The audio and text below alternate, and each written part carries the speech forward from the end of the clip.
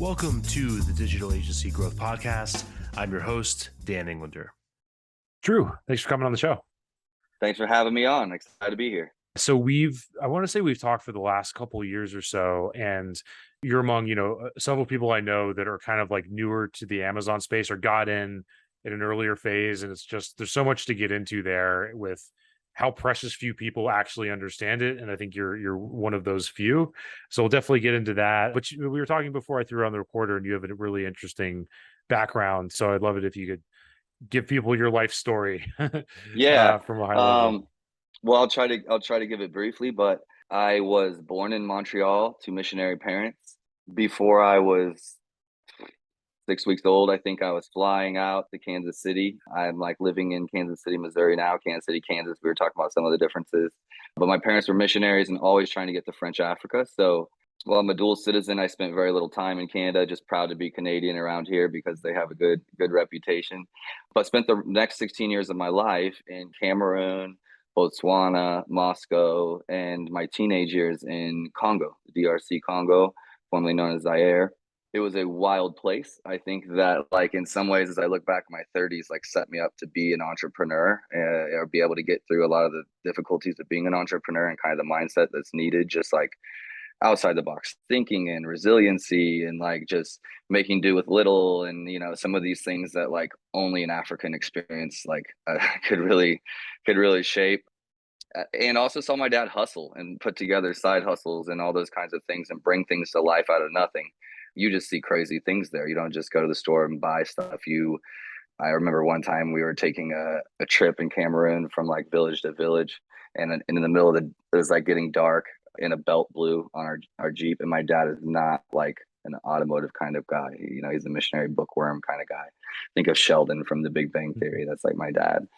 But you can't leave like a family out there in the dark, in the middle of the jungle, in the middle of the bush. So he literally took one of our spare tires, cut it up into strips, and made these like belts essentially for the Jeep that could like take us to the next village. And that's a story I tell, but think of like a lifetime of that, of just like ingenuity and like thinking outside the box and doing whatever you have to do to get it done. And I look back on that with like a smile, like thinking of my dad in some of the best light, like, just taking care of family and getting stuff done. And like, there's no excuse but get the job done. So things like that. I came back at 16. There was war in Congo, so like the president got assassinated. Like it was a crazy time. Came back, went to Liberty High School in Kansas City. Liberty was like one of the top 10 cities in America for raising a family at that time. I can remember like seeing some news article about that, though. Just like a really good suburb with good schools outside of Kansas City, but did not fit in well there. Think of like a super white redheaded kid. My dad was really sick. That's actually why we came back. So he was in hospital at Mayo Clinic for like 2 years. And so I was kind of just on my own figuring out American high school. It can be a tough place for a normal kid, much less a kid that's like African on the inside and redheaded on the outside. I know some people listening probably thinking Mean Girls, but I wasn't that cool. But from there, I got a chance to go to school in Hawaii and jumped at it. So 17 years old, I graduated early, went to school in Hawaii, and started going for computer science. And I was just always good with computers. Like I had a lot of time in Africa. My dad was always into computers. I was just doing all the things on computers. Like it always just came natural to me, from like hacking the telecom provider's satellite to get more speed, to networking LANs back then. And like this is like 98, 99, and I was in my young teens like just hacking software. And don't tell mom. But it was like I was traveling in a band. I was always been a musician since I was 9. So in college I started playing music, started studying computer science, came back to Kansas City, knew no one, tried out for a professional band, and for the next 5 years I played music professionally, trying to tour the US, trying to just see the world. I was from a conservative Christian family. I'd been in Africa, sure, but I wanted to see what the world was like here. And I loved creating things, which leads me to, Marginology ultimately in the company I have now. But I love creating things. And the computer science thing was just, I didn't want to go to school, pay all this money to get a degree, and then not be able to get a job. That was like my biggest fear, was like get this degree without connections and not be able to get a job, because I really was kind of from the bottom with no connections and was doing my own way through school, like, just paying my own car, my own apartments, everything. I was on my own. So computer science just came super easy for me. So while I was putting all my passion into music, it was like I was getting this computer science degree as well. And I just got tired of being poor at some point. My band was pretty successful, actually. I'll save you all the details of that. But like, we were like playing three or 400 kids. Like one year we played 96 shows. We were on the road all the time. And it was really where I started learning branding. When I look back, I was learning how to like, one, when you're talking to labels, they wanted to see you showcase, they wanted to see you present almost like a pitch deck of your Yeah. album. And you've got merch that you're trying to keep in so stock, because that's how selling the shirts is really, it was easier to sell merch than CDs almost at that point. People love the shirt designs we were coming out with. So you've got albums you're putting together and merch and booking shows and kind of this biz dev piece, and then the label saying like we're looking for a branded, looking for a band design that kind of has this look feel, and really thinking about those things. I actually got disenchanted with the music industry, like I'm sure a lot of people have, and it's changed even now, where it's a lot easier to be discovered, like through Spotify or YouTube or things like that. But back then, you definitely needed a label, and I was just like, well, if this is just business, because we were on tour with some really big bands that I looked up to a lot of my childhood, even like through the exposure I had, I was like, these bands are like legit. And I'm on tour with them. I'm getting to talk to them, think of them like business mentors, and I'm setting up with them, tearing down with them. We were like opening up shows for them and just kind of hearing their lifestyle and what it was really like. I think on the other side of that tour of success, I was like, I don't think this is what I want. I'm going to go back to my degree.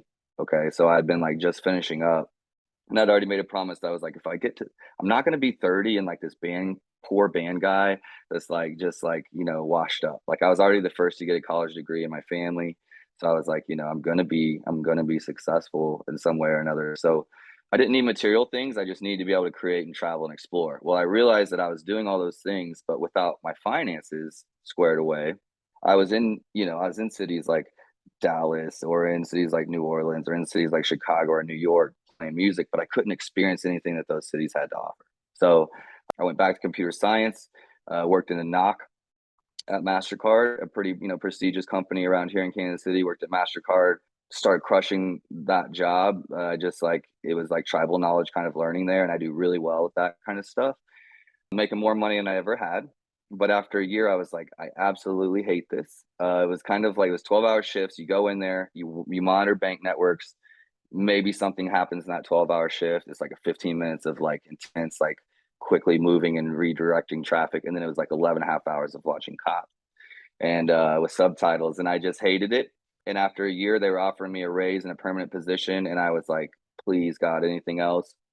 I took a chance at a startup selling car parts online. And that's where kind of my e-commerce journey begins. And I'll leave it there. But that was almost 11 years ago. I found e-commerce and I just haven't looked back. For me, it's like been the perfect blend. Even the way I named my company, Marginology, this perfect blend of marketing and technology coming together. That's e-commerce. So that's my history in 3 minutes or so. It's diverse, but it's one that led me to like something that I absolutely love. That's interesting, and thank you for that. And there's probably a million things we could dig into there. I guess on the e-commerce side, what was that first venture, and what was it like back then? So this would have been 2011 or so. Like, Yep. what did things look like then? Well, car parts weren't online. I was employee number three. There was a web guy there, younger than me, but he was my boss. And he had built out the website and kind of a lot of the first manufacturing contacts and listed the product. We were selling trailer hitches, trailer lights, ball mounts, anything you can think of for like RVs or trucks or tonneau covers, bushwhacker like fenders and all kinds of stuff. And I realized, we were doing drop shipping in the best way then. It's kind of like it's antiquated now, but it was shipping directly from the manufacturer to customers. There wasn't a lot of customer trust online back then. The Amazon wasn't as big. And I'm an Amazon agency now. I feel like Amazon really, with Prime, really got the masses to start trusting their orders online, getting it in 2 days or getting it refunded and like fast shipping. And not all this just like, maybe this website is trustworthy, maybe it's not. It was really just like the Wild West back then. We started doing private label, we started doing drop shipping, we started doing like brand direct. They were doing it all there. And within a year, as employee three, I was put in charge of Amazon and eBay, and I grew sales by over $1 million. And I was kind of the only one touching it. I was up at 3 a.m., like uploading tracking numbers from orders, like from the drop shipping orders, all that kind of stuff, because software didn't really exist. And I was just hooked. It was like I was figuring out One, we were negotiating with FedEx and UPS how to get like dimensional shipping reductions, where we were like saving so much money in these oversized shipping rates that we could come in at a lower price than people that had been selling stuff for a very long time. They just didn't understand how to get shipping down. And so we were killing it with hitches. I was coming up with these combos. People would call them like bundling or kits now. It's pretty common in e-commerce, but it was like a trailer light, maybe the ball mount and the hitch, like for like your Toyota Sienna van, which was like the most commonly purchased vehicle or van like at that time. And I was putting it together for customers where they didn't have to like buy all those things separately. They could like, oh, this person's already put it together for me. I'm going to buy from them. Right. And I was like Right. photoshopping it kind of on eBay and doing these things. And it was working. And it was like you could put something up and within 10 minutes get a sale. And to me, that was like just, I mean, it was amazing. It was like, look, I'm able to see like the direct impact of my work or my creativity. And Right. I was hooked. And kind of a sidebar there. Drop shipping is antiquated. I feel like it's kind of dead, as you say. I'm guessing Amazon killed it, but how did they kill it? Assuming that's true, and like what happened to drop shipping? So with drop shipping is like there's just a lot of customer service issues in my opinion. So let's say I'm the website and I'm drop shipping from a manufacturer, they're making the product and then they're going to send it directly to the customer. Well, there's this funnel of I need to tell them what was ordered, I need to pay them, they got to send it back to me, they got to update me with tracking, then the item has to go to the customer. There's a lot of areas right there in that flow where it can go wrong, as well as you were selling items that maybe the manufacturer would say in stock but then would be in back order, so you're like collecting money from customers and then the items aren't going out. Or more modern days, a lot of people drop ship straight from China where the shipping times are super long. You're getting it super cheap, but you can't guarantee where it's coming from and it takes a long time. So if you don't have the physical item in hand, there's no way you can actually guarantee the customer that it's going out the door or that you're getting it to them. Inserts, things like that. As well as Amazon Prime was growing, and you can't have an item in Prime that's drop shipped. So a lot of different reasons there. I do feel like some people can still drop ship and make money with more like maybe like trendy things or gimmicky things that come out real fast and you can like run some ads and like, run some drop shipping to that. But for like to the established brands that are tried and true, that method doesn't really work anymore. Yeah, that makes sense. So from the auto parts venture, did you go on to other e-commerce businesses, or what kind of came next? Yeah, great question. So actually at the time I was in a relationship, a serious one, and it ended. And I was honestly kind of devastated. I had been like crushing it at work, like 4 or 5 raises in that $1 million year. And I just wanted to take a chance at something else and kind of like focus on my career. So I took a chance as an e-commerce manager, which was like instead of just at a startup employee number three, this was like my chance to level up. And I never saw myself as an agency owner, an entrepreneur. Really, I didn't even know what that word was, I'll be honest with you. Mm. I was a hustler. I always had side projects and hustles and things like that. But I always just wanted to be good at whatever I was doing. So besides band days, I've been a security guard at the casino. I've been a bartender for 6 years. I've been a painter, as a pro painter, pro landscaper, warehouse worker, like all of the trade jobs you can think of, just like working my way through school and doing what I know how to do. And so for me, figuring this out, it almost didn't seem like work. When you know what like real work is, like landscaping in Hawaii, Yeah. for a 10-hour day, that's like real work. Sitting behind a computer felt like this is just like, oh my God, I'm getting to use my brain for work. So I was like, I could just go. I could just go. And so as an e-commerce manager, I had a small team. I was part of like they had the branding and creative and marketing team. They had the technology team. I was actually hired by technology. That's why Marginology came about. I called these lunches Marginology lunches, mixture of marketing and technology teams come together and have a lunch. And so I was in the technology team, but having to work with marketing day in and day out to get eBay and Amazon relevant to what was happening on the websites and things like that to stay in tune.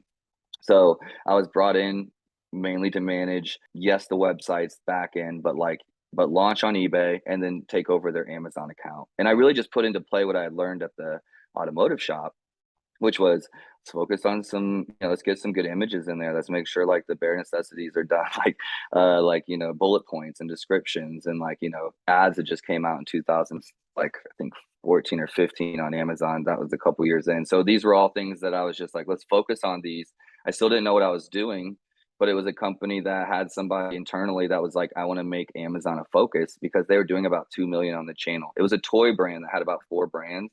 4 different companies that I was managing, probably like 300 employees, 8 retail stores. So a decent sized company. And honestly, what was like the launch board for what I do today with Marginology, I was sitting in a company that was used to be a big catalog company, toy catalog company. They were like really successful, and they were trying to like step into the new, selling in 2022 or 2012 at that time, and just struggling. So I was, as e-commerce manager, I was like pushing, pushing, pushing. I was so obsessed with e-commerce in general. I'm still obsessed, that it was really the company holding me back from everything I was trying to do. We were seeing amazing results, but it was just like pushing against like a wall. But I sat in the rooms with the sales team that was like, you can't take our sales from this customer. This is like one of my largest customers. And they were just like reselling on Amazon. I'm like, yeah, but the company doesn't need them. I can do that right from here, and we won't lose that margin. The difference in selling at retail or selling at a 50% margin when you have an e-commerce manager right here, that's my territory. As a sales manager, that's my territory. And I was like, if I was getting commission of sales like everybody else in this room, I would be pissed that you guys are taking customers from my area. And just trying to have those conversations as a young man, like in a company that was passionate about e-commerce, and seeing kind of how it went over. The same conversations with customer service, same conversations with the marketing team that was off Amazon, the email and affiliate marketing. I was in charge of affiliate marketing, but email marketing and the website, and trying to get Amazon to the same level as the website. And I was just having all these conversations from leadership, the C-suite, sales team, customer service team, the accounting team. And I think a lot of people pioneering the Amazon space were doing private label, or going to Alibaba and making brands or getting product, or even wholesaling. But there were very few that were like maybe working, at least it ended up being an agency, that were working inside of brands trying to navigate that, which was quite a Mhm. bit different with map pricing and all those things than it was just like private labeling a brand and launching on Amazon. So a little bit different path, but that second job in e-commerce really shaped me for where I am today. And maybe more followed that. But I guess one question I have is like I remember Amazon being a thing in my head. Maybe this was like 2010. I was like, okay, Amazon comes out with books, right? Amazon is like that's their thing, Amazon books. And then it was like, oh, okay, they do more stuff now. And then there was this like gap in the middle, and then all of a sudden it was like Amazon is just the most dominant company, and they've always been here and will always be here, and they're just ubiquitous. What was that middle level like? When did it click for you that Amazon was going to be the dominant player and the thing to hitch your wagon to, which you seem to have done, and so on? Well, at the beginning, it was confusing because you needed to have products that had a UPC code to be able to sell it on Amazon, versus eBay, you didn't necessarily have to have that. Okay. And then Amazon had all these strict requirements that until then, nothing really being sold online had these strict requirements, like a white background photo, like kind of proving that you're a brand, like these kinds of things. Well, in the early days, like lots of people like me just taking products and putting them on Amazon in a mess kind of way. Okay. So it was like, just throw products up, see what sells, see what doesn't sell. And it became like the catalog was a mess. So people just like me messed up the catalog. And then now I'm in the business of cleaning up the catalog for search and algorithms and all that thing. But basically, there was like an army, I would say, of people like myself that were taking products and brands. So there was the Amazon team going out there and getting big brands and getting them to buy and sell to Amazon retail. But then there were people in the middle, like us, going out there and getting all of the other lower hanging fruit and launching those products on Amazon and making a ton of money. Well, then private label was like, this is almost so good to be true. Why be buying wholesale from another brand when we can just create our own brand and do it better? And so there was this big influx of small brands that were doing Amazon the right way and offering us a ton of product. And it became a place where people would go based on reviews. They would buy from a new brand they had never heard of if the reviews were good and they trusted it. It was kind of like this word of mouth craze of like, I'll try this. I'll try Anchor products, right? That became a Mhm. billion-dollar company launched on Amazon. Plenty of brands like that. So there's been this evolution, almost to the point where the ones that started it, where they were going out there and getting product and then just listing it on Amazon, that doesn't work anymore. You almost need like a bigger margin. You need to be the manufacturer. You need to be doing private label. You need to be the brand owner yourself to be successful on Amazon. And those brands that maybe at first were okay with someone just like, yeah, we'll sell this distributor and this distributor can sell for us on Amazon.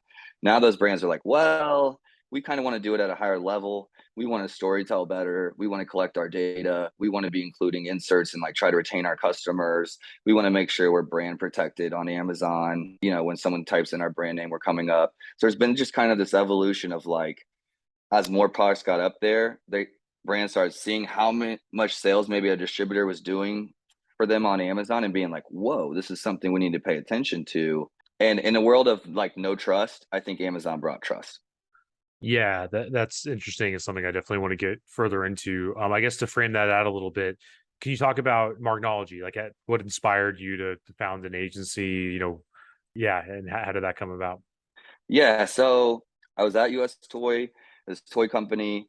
I like wasn't going as fast as I wanted to in e-commerce. I wanted to do a lot more. And I was just like, it was honestly just pure passion, not like business ownership, not seeing a great opportunity, just like pure passion for Mm, e-commerce and wanting to solve problems. And I started freelancing. I'd read this financial blog of like how to get out of school debt. And this blog was like, instead of going back to bartending or a side hustle, because, I was making 45K, 50K in Kansas City, that's not going to get me to travel the world. It's not going to get me everywhere I want to be. I started saying like, okay, what's the high end of e-commerce? Back then it was maybe like 100K in New York. Like that was the top. Now, I mean, it's like 400K to put it in perspective, like a mhm. high end e-commerce person. So it just, the ceiling wasn't that high. I was like, what else can I do? Always had side hustles or second jobs, was going through a breakup. I'm like, I'm reading these blogs. The blogs was like, double down on what you're already doing. Just find something outside your job to freelance. And this had just never popped in my head. So I got on Upwork and Elance and like freelancer.com, if you remember those. Mhm. I think Upwork bought them all, but I had like reviews on all of them. And I was just getting like these projects. Like I worked with Adidas and I worked with Sweeza and I worked with some really big companies from Elance and Upwork because there just wasn't anyone else doing service-based work for Amazon. I was winning by default. Not that I was that great. I was just I was doing a project, getting a good review, getting paid. It's almost like the Amazon algorithm in the same way, in that like it just boosts you up the rankings. So before long, I just all of a sudden was top 10 on Upwork in the marketing category. And I was probably the only service-based provider doing Amazon in the top 10 there. So I'm trying to be like as humble as possible. I think it was a mixture of them acquiring Elance and just like been doing it a minute and then no one else doing it. But whenever I got top 10 there is really when Marginology started becoming like a real idea in my head. I'd been getting projects, you get like a 20 or 50 cent raise at a corporate company. That's like $800 a year or something, $1,000 a year. I don't know, something very small. And I was making that in a weekend on these Amazon projects. And while I was doing affiliate marketing and web and email, because all these other areas of e-commerce I'm passionate about, I was getting success every time almost on Amazon. And why take on all these other clients when everything you touch on the Amazon side is turning into dollars for those clients and they're not getting upset on the phone? And, I was honestly, whenever I was building Marginology, I was probably working 120-hour weeks. I promise you. It was a bad breakup, right? And I was Yeah. just putting all my energy into work and it was winning and probably made like $120,000 that year between freelance and my day job. And it was this turning point of just like, what else do I have to lose here or fear? Like just jump all in. I like no one else was doing it. So what I will say is that there was no one telling me this is a good idea or not. I Right. didn't know anything about agency life. I didn't know how to build an agency. I'd never worked at an agency. I feel like I know how to build a team, maybe being a missionary kid, like, or just like, being the guy that doesn't usually get picked. Well, I'm going to pick the best guys to win the game, or I don't know. But I feel like that's maybe the only skill I came into agency life with was like team building. And I just got 4 or 5 clients, collected them, giving me, 500, 600 a month. And I was like, this is enough for me to take a leap on. And Marginology turns 8 this month in August. Congrats. Yeah, that's Thank you. huge. And with that, how would you describe the process of kind of building Marknology in the early days? Like, I think one thing that and I'm not a huge expert on the Amazon space, but I think one thing that differentiates Amazon agencies is you're like dealing with inventory. Like, there's a lot more like sticky operational problems versus just a typical agency where it's like, we'll help you get business, we'll put up a billboard, we'll drive leads, whatever it is. Yeah, what was it like, kind of like setting up an agency in an uncharted territory in like year one? It was hard as hell. I think I was too early for the industry in a lot of ways, which has set me up now that like everyone's pushing toward it. And I've just been doing it so long. The expertise is a benefit. But at the beginning, getting anyone to pay me for what we do was very hard. Like web and some of those areas had been defined. Like, what's a decent website cost you? Well, someone can go out there and get a quote, and be like, that's a decent website, and that's you getting a fair price. But with Amazon, it was like $15 an hour on Upwork kind of thing. Then you're trying to say, okay, this is what I do and what I offer. And Amazon is such a problem solving platform that there's like really this broad scope of things that you might need to do for a brand. So for Yeah. me, at first it just started with like with each client, it was individual, like what they wanted and what they needed. And then, it's evolved now. I'm completely fully integrated because as I work through, we've worked with 300 plus clients. We've worked with Fortune 500 companies like Mayo Clinics, the Nestle's, like big clients, all the way down to like the small startups. So I've seen a plethora of problems. And I just started solving for those with my team. Like if it was like brand protection or category approval, okay, I want someone that just focuses on that. Okay, if it's SEO and copywriting, okay, I want someone that focuses on that. Okay, if it's fulfillment and warehousing, in 2020, I launched my own warehouse because I'm building my own brands, and that's a major issue that everyone's has to fix and deal with when they're creating a brand online. Either they have the fulfillment and warehousing themselves, or they work with a partner. If they're small, that partner doesn't care about them too much. In a boom, being small is even worse, right? So there's like, whether it's like shipments getting mislabeled into Amazon or slippage or any of these things, a lot of your profitability comes down to the warehousing and fulfillment. So big area there. If it was advertising, that was always my thing. So I was finding a lot of success in the early days, even with bad content, bad images, bad SEO, was just being really good at PPC and really good at the advertising piece and being able to grow sales that way. And then it was all the other things like follow-up emails. If there was an area that seemed like it could have enough time for someone to focus on that, I started thinking about that as an area within my company that I wanted to solve for. And so I really have kind of like these different teams within Marginology that solve these different things on Amazon, because there's no way you can have someone that's amazing at demand forecast and inventory management and supply chain that's also a great sales SEO, sales copy and SEO guy that's also great at advertising, that's also good at brand protection and IP and trademarks, that's also good at international expansion, that's also good at this. And that's what most companies are trying to solve for, is like one guy or girl that's good at all of that, or maybe one or two people. And I just realized like I've done all those things. I don't love doing all those things. How can I get people to help me? So starting with interns to my sisters joining me early in the beginning, to volunteers, to swapping people for services to be able to get some help. In the early days, it was like I had no budget, I'm bootstrapped. I tried a little bit of everything, I'll be honest. Yeah, that's really interesting. And there's like, and it's funny that you say that, because now that I think about it, I've heard different agencies say like, we need to hire an Amazon expert. And I'm like, that's a million roles, right? It sort of reminds me of, people think of sales, they think of one role, when in reality it's a village of people Yeah. making this stuff happen. So to dig into that a little bit, what are those roles that, you look to hire now? Like, for example, can you actually find that talent, or do you think more about training somebody from like a parallel or like ancillary, connected position? Like, how do you think about hiring versus training? So I think on the side of the agency, there's positions I can hire that come experience, like sales, that's brought us together. And I'll talk about that because these are things I'm solving for. Within Amazon, there wasn't someone you could hire. There isn't someone you can hire now. That's good. In my opinion, you have to poach them. There isn't just people sitting out there on the market with amazing Amazon skills that are unemployed. It does not exist worldwide. Amazon has gone to the Philippines and create a workforce that then they leave Amazon and join agencies. So that's a thing. Same thing has happened in Mexico and India and a few other places. The Philippines is actually Amazon themselves, Amazon corporate out there training overseas staff and things like that. So they actually get trained by Amazon, which, depending on who you're asking, might be worse to have them as employees. But for me, I honestly just looked for talented people that wanted a quality of life change and that wanted a career change and that wanted to be part of something. And I've built a team from a lot of non-e-commerce people. So GMs at restaurants, sales guys at AT&T, engineers, equestrian science majors, photography majors, graphic design majors, social media marketing people. I've pulled from everywhere to build my team. We're actually to 37 people now. Got staff in Mexico, New York, Tampa, Colombia. and most importantly, here in Kansas City is where our HQ is.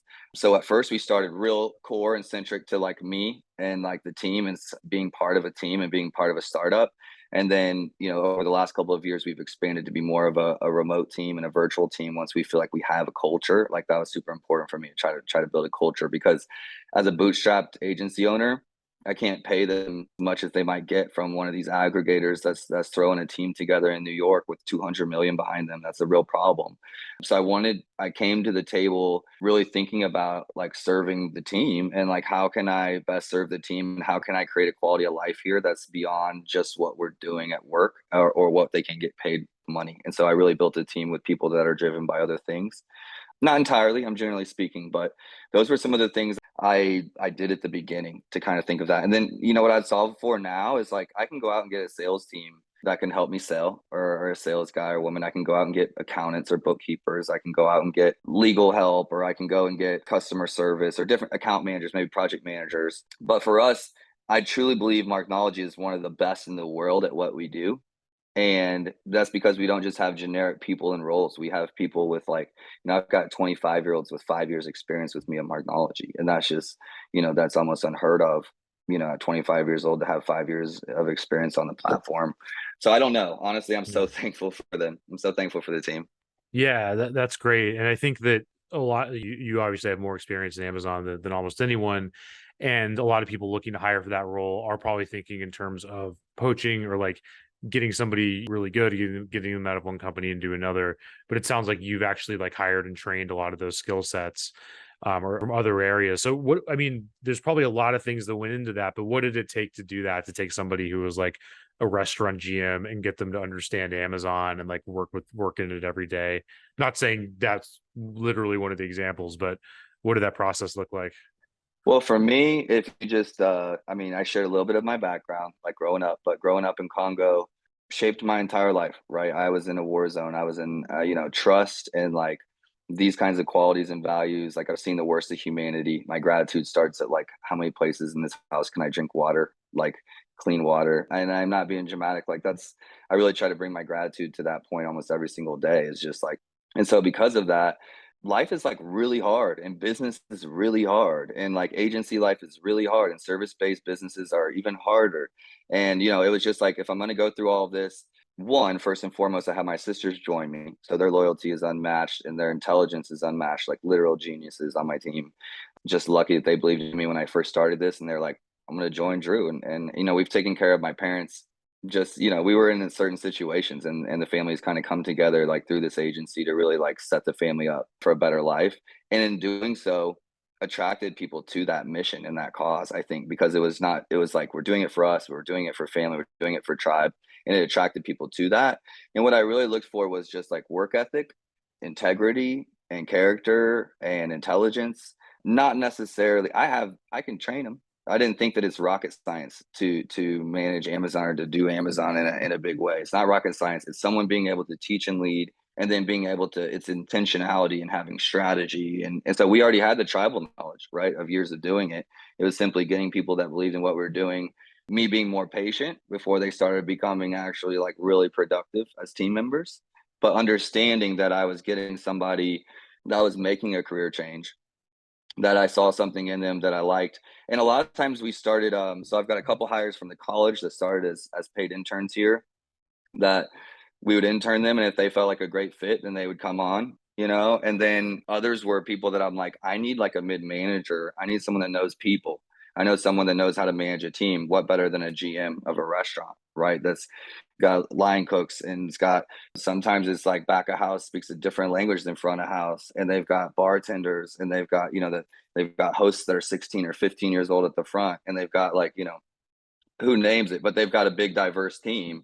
And being able to communicate and run a team is a skill that I think can translate to lots of different things. That makes a lot of sense. And I like to hear that because it's like you're falling back on the stuff that's like timeless and just looking for potential in people, trusting them, supporting them, as opposed to I need to find this person that matches this fancy skill set, that nobody really understands or very few people understand. So that makes a lot of sense to me. And I guess another question is, can you talk about where you kind of think the Amazon space is going and what's the potential for agencies to work in it, right? Because I think with not having a ton of experience in it, it seems like it could go a lot of different ways. Amazon could limit the ability to be creative, and they could just make things more Soviet, I guess, in a way, or it could go a different way where brands have more power and there's more room for creativity and so on. So I'd love to hear your thoughts on that.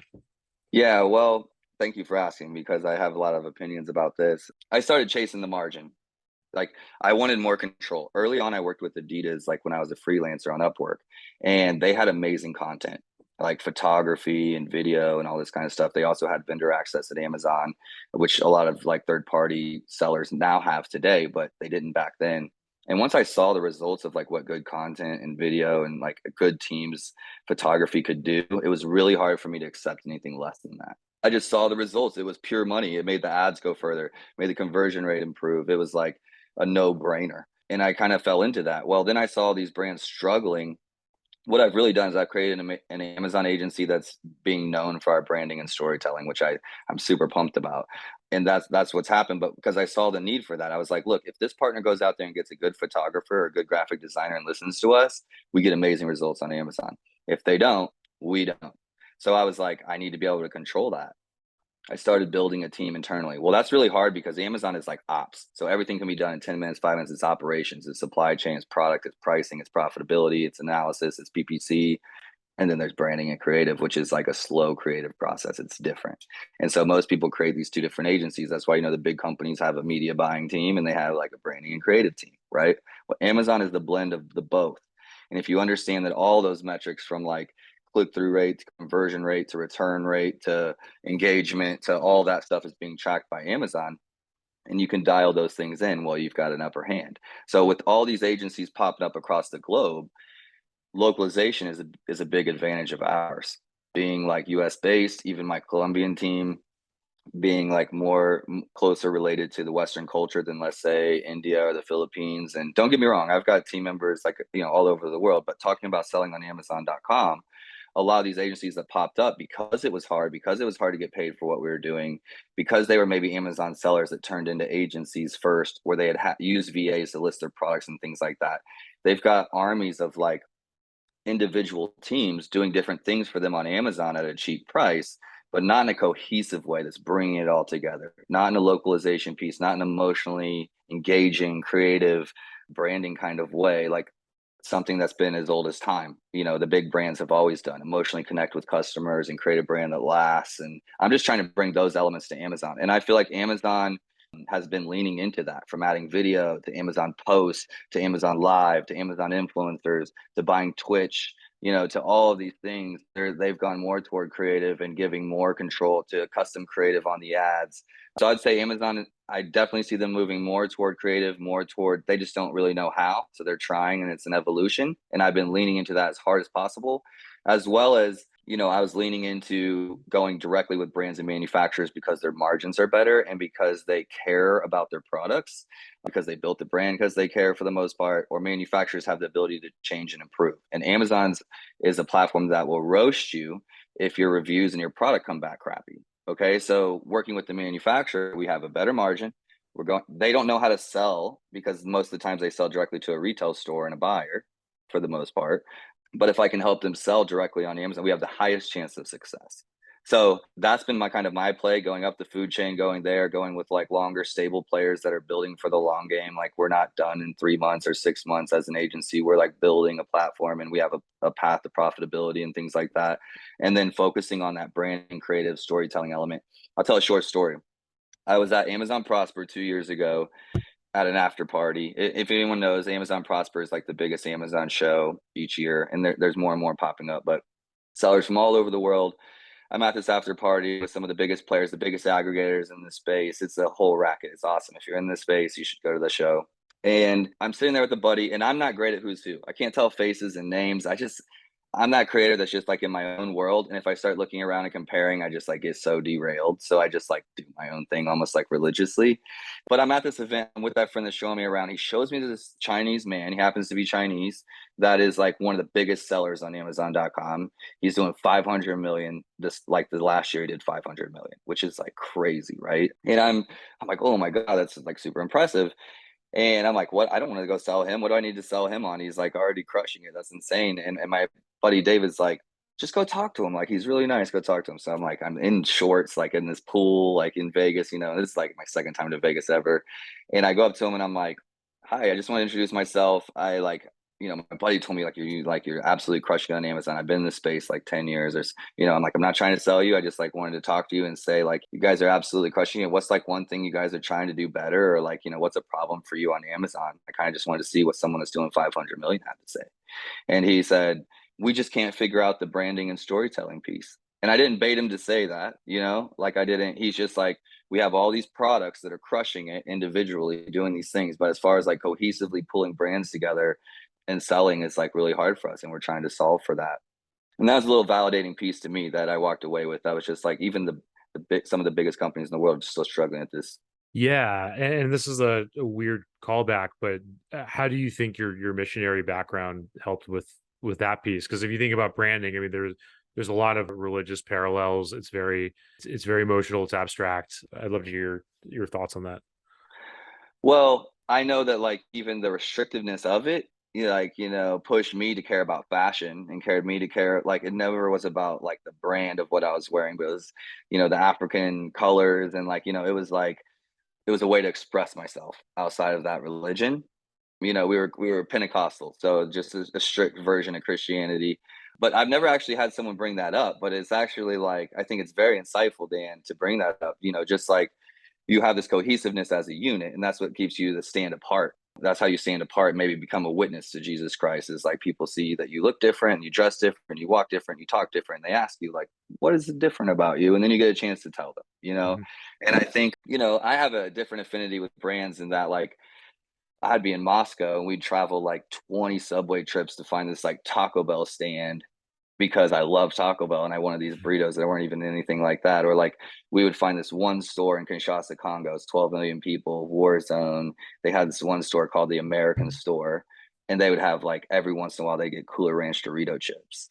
And we would buy like all 12 of them, like, and just like I have this like affinity sometimes to some of these brands that are nostalgic for me because of what they meant to me in those times where I was Mhm. like trying to get a taste of America or a connection. So I think a lot of how I grew up, even from band days to the religious stuff to like the Africa stuff, all played into that. And that's also what I've tried to do as Marginology. There's only one way for me to stand out in Kansas City with a bootstrap budget, built on a family team, doing what we're doing, is to put out amazing work that speaks for itself. And the brand Marginology is trusted and has an amazing reputation. And that's what I've been trying to do for the last 8 years is build a company that's built on reputation. Yeah, that's great, Drew. That makes a lot of sense. And kind of getting towards the end of our time, to ask you the question that you asked of the $500 million seller, like what are you up against now? At this point. For me, I've been like, I think coming into entrepreneurship, I was like, okay, I know nothing about business. Like, I don't have connections. I didn't have a network. I didn't have my dad introducing me to his like fraternity friend. Like, I really did start from the bottom. And I say that to just encourage anyone else that's listening that feels the same way. It's like, if you just hustle and get focused on the right things, like, you can carve your own path. And for me, it was like, okay, if I'm having to do all of these things, from what I'm reading and taking in, what are like the two main areas that everyone fails? And it was cash flow and scaling. And so for me, that's been my absolute focus. Everything else can come along as it comes along, but I was going to focus on those things. So cash flow, always a problem. You get up to 30, you have more cash than you need, and then you get up to 37 employees, and now your payroll is bigger than it's ever been, and all those things. But we're bringing in partners to help us scale with SOPs and process and coaches, and doing a lot as we've even discussed. So I'm definitely working on scaling, and I will say I've been working on it for 8 years. It's just been a process when you don't have funding to get the right people and train them and build them, and then the pandemic and all kinds of things, right? And then for me, it's personally, I'm working on EQ. I think emotional intelligence and just trying to level up myself as kind of the leader and CEO as best I can in regards to just knowing more. I go to a lot of conferences, a lot of masterminds, a lot of just different things, and I feel like what I see as not just an opportunity to win, but like something that's lacking maybe even in the Amazon industry specific, because I think it was built by a lot of like gamer nerds in the beginning, like programmers and stuff. But I think it lacks a lot of EQ, and the best leaders I think are very skilled in regards to those, how to deal with employees, how to deal with clients, how to deal with growth, how to deal with partners, how to deal with, your own limitations and things like that. So for me, it's been a focus on scaling as the team, as a company, obviously, and then personally has just been a lot of focus on EQ. That makes a lot of sense, and that's great. And any books that have helped you with any of those things or anything else? Well, this is maybe like personal, but obviously, I when my first mentor was Gary Vee, and that, like, I know that's so common, and you're in New York, and he's like a New York guy, but for me, with just no, didn't even know what the word entrepreneur was, and I started reading financial blogs, and I came across like Jab Jab Right Hook, and as a Christian, a missionary kid, I'm just like used to like giving to people, like serving people and giving to people, like it's natural. This feels natural to me. As give as much as I have to give, and that's kind of his principles. I saw his businessman was kind of crass and could curse, but was like a good person and preached good values, did it in business. And I was like, wow, this is cool. I could see myself like this kind of hybrid like person. And so it was definitely like the Gary Vee books at the beginning. He even put out a book on emotional intelligence recently that I thought was pretty good.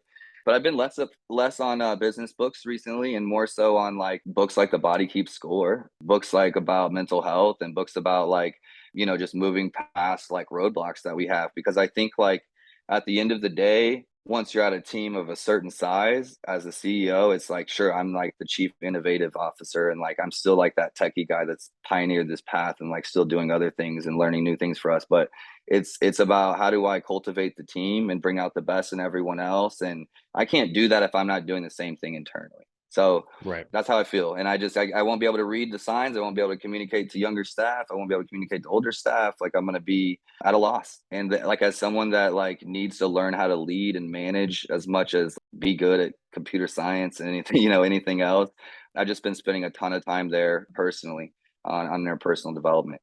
Yeah, that's great. And I think that there is that ceiling in terms of like generalized business knowledge that you can hit pretty easily. And then it just becomes about the deeper, bigger, more timeless stuff. So definitely agree with all that. Drew, this was so much fun. How can people follow what you're up to, get in touch and all that good stuff?